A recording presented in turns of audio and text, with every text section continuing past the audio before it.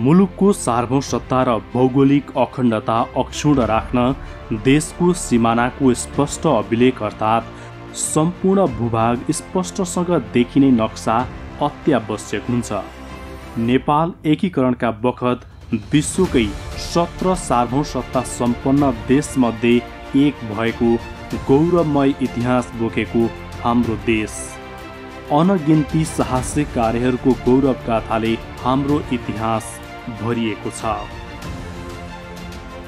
तर यसअघि हाम्रो नेपालको नक्सा अधुरो र अपुरो थियो।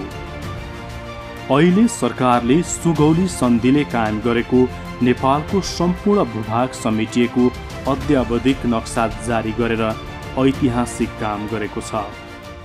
यो नक्सा अब नेपालको सबै किसिमका हाम्रा प्रशासनिक र सबै किसिमका प्रबन्धहरूमा प्रयोग गर्ने गरी सरकारले यसलाई लागू गर्ने गरी अघि बढाएको छ। विगतमा नेपालको नक्सामा छुटेको भूभाग लिम्पियाधुरा, कालापानी र लिपुलेख क्षेत्र समेटिएको नेपालको राजनीतिक तथा प्रशासनिक नक्सा जारी भएसँगै आम नेपालीमा हर्षको सञ्चार भएको छ र विश्वमा नेपालको मानचित्र पनि बदलिएको छ। अहिलेको नेपाल सरकारले चाहिँ सन्धि र कालीको मुहान निर्धारण निश्चित गरेर बनाएको हुनाले यो नक्सा चाहिँ अन्तर्राष्ट्रिय स्तरमा गयो भने आधिकारिक ठहर्छ। विभिन्न कालखण्डमा नेपालको क्षेत्रफल र नक्सा फरक हुँदै आउँदा यसअघि सार्वजनिक गरिएको पछिल्लो नक्सामा लिपुलेख र कालापानी मात्र नेपालको सीमाभित्र समेटिएको थियो। लिम्पियाधुरासम्म नेपाल हो भनिए तापनि औपचारिक रूपमा नक्सामा अंकित गर्न छुटेको थियो। त्यो भूभागमा दुईटा कुरा दृष्टिकोणले हामीले बुझ्नु पर्यो। एउटा लिम्पिया खोलाबाट निस्कने लिम्पियाधुराबाट निस्कने काली नदी र लिपु खोलाबाट निस्कने लिपु खोला बीचको 335 वर्ग किलोमिटर भूमि हिजोदेखि नै हाम्रो नक्सामा छैन, जुन अहिले वर्तमानमा भर्खरै हामीले सार्वजनिक गर्यौँ। त्यो र लिपु लेकबाट कालापानीसम्मको 62 वर्ग किलोमिटर भूमि हाम्रो आधिकारिक नक्सामा त छ, तर उपभोग भारतले गरिरहेको छ। यसकारणले टोटली 397 वर्ग किलोमिटर भूमि नेपालको दार्चुला जिल्लाको ब्यास गाउँपालिकाको 1 नम्बर वडाको चाहिँ भारतीय अतिक्रमणमा छ भनेर बुझ्नु। हाम्रो सीमा पश्चिममा निर्धारण गर्ने महाकाली नदी हो। महाकाली नदी पूर्वको भूमि हाम्रो हुनाले मुख्य प्रमाण त त्यही हो। त्यो बाहेक कुनै सीमा निर्धारण छैन। नेपाल र भारतको बिचमा महाकाली नदीको सीमा बाहेक अन्य सीमा गरिएका कुनै सम्झौताहरू लिखतहरू छैनन्। यसकारणले महाकाली नदी पूर्वको भूभाग हाम्रो सुगौली सन्धि र त्यसपछिका विभिन्न नक्साङ्कनहरूले त्यो नै मुख्य प्रमाण हो। त्यसबाहेक पनि 2018 सालमा गरेको जनगणना, त्योभन्दा अगाडिका मतदाता नामावलीदेखि लिएर 1997 2002 सालको तालुकदार मुखिया नियुक्ति, कर निर्धारण गरेको, नेपाललाई बुझाएको प्रमाणहरू र 2023 सालसम्म त्यो क्षेत्रका मान्छेहरूले नेपाल सरकारलाई बुझाइरहेको जग्गाधनी प्रमाण पूर्जा बापतको पोत भन्छन् त्यो बेला, त्यो नै महत्त्वपूर्ण आधार हो। हाम्रो कानुनी रूपमा सन्धि सम्झौताका आधारले र भोग चलनको आधारले दुईटै आधारले त्यो भूभाग नेपालको भन्ने कुरा हामीसँग पर्याप्त प्रमाणहरू छन्। सन्धि, तत्कालीन नक्सा, ऐतिहासिक कागजात लगायत अनेक तथ्यले लिम्पियाधुरा, कालापानी र लिपुलेख क्षेत्र नेपाली भूमि भएको स्पष्ट छ। हेर्नुहोस्, सन् 1792 मा ब्रिटिस इन्डियाले जारी गरेको नक्सा, अनि यो सन् 1799 मा ब्रिटिस इन्डियाले जारी गरेको नक्सा।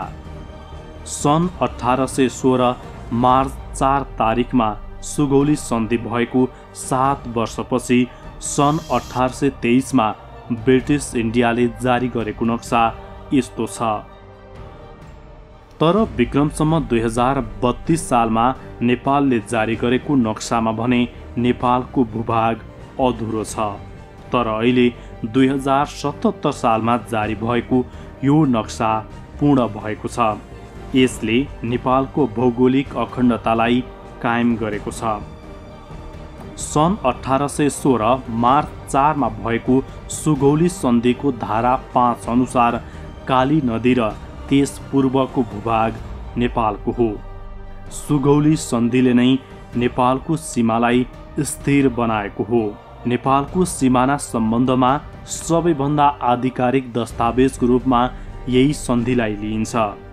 यही सन्धिको जगमा नेपालले लिम्पियाधुरालाई आफ्नो नक्सामा समेटेको हो। सन्धि भइसकेपछि तत्कालीन त्यो कुटी नाभिक गुन्जीका जमिनदारहरू, त्यहाँका जनताहरूले हामी ब्रिटिस इन्डियामै बस्न पाउनुपर्छ भनेर निवेदनहरू गर्नुभएको छ।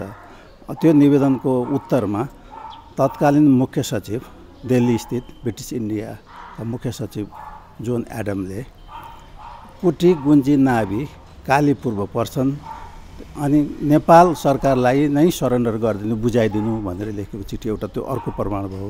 1856 सम्म 5-7-10वटा नक्साहरू बनेका छन्। ती नक्सामा पनि काली नदी लिम्पियाधुराबाट आएको नदीलाई काली भनेर लेखेको नक्साहरू प्रशस्त छन्। ती नक्सा पनि त्यही सन्धिकै आधारमा अथवा नक्साले नै काली नदी भनेपछि हाम्रो सिमाना पश्चिम काली हो भन्ने यसरी यथेष्ट प्रमाण छन्। सुगौली सन्धि नेपालको लागि पीडादायी सन्धि थियो, किनभने नेपालले धेरै जमिन छोड्नु परेको थियो। यसबाट नेपालले काली पश्चिममा जितेको राज्य कुमाऊ र गढवाल दुवै गुमायो भने काली पूर्वको सबै भूभाग नेपालको हुने भनियो।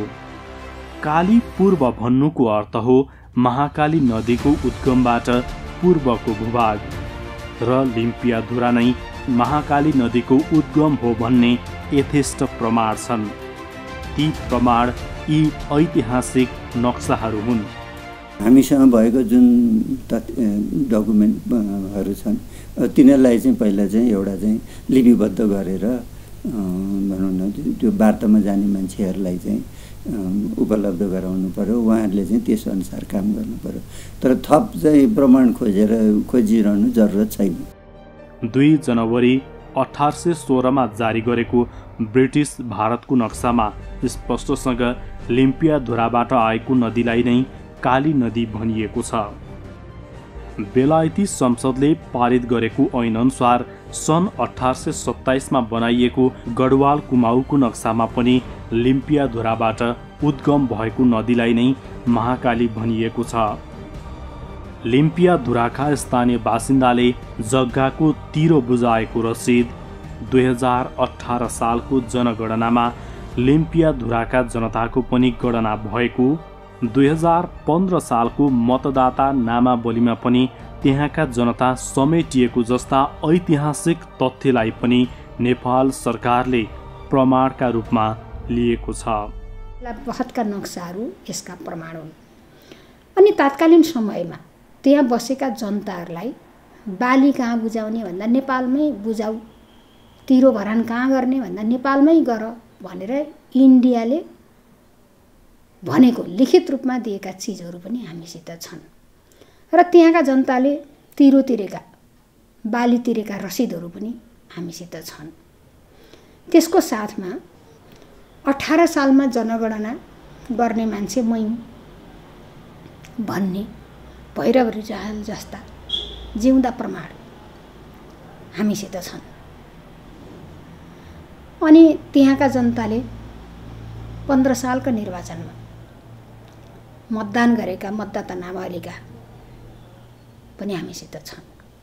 अब यस्ता धेरै ऐतिहासिक प्रमाणहरू, दस्तावेजहरू, बेला बखतका कूटनीतिक डिप्लोमेटिक नोटहरू, आदान प्रदान भएका चिजहरू, डकुमेन्टहरू, यी धेरै यावत चिजबाट हामीसित त्यो भूमि हाम्रो हो भन्ने यथेष्ट प्रमाण छ।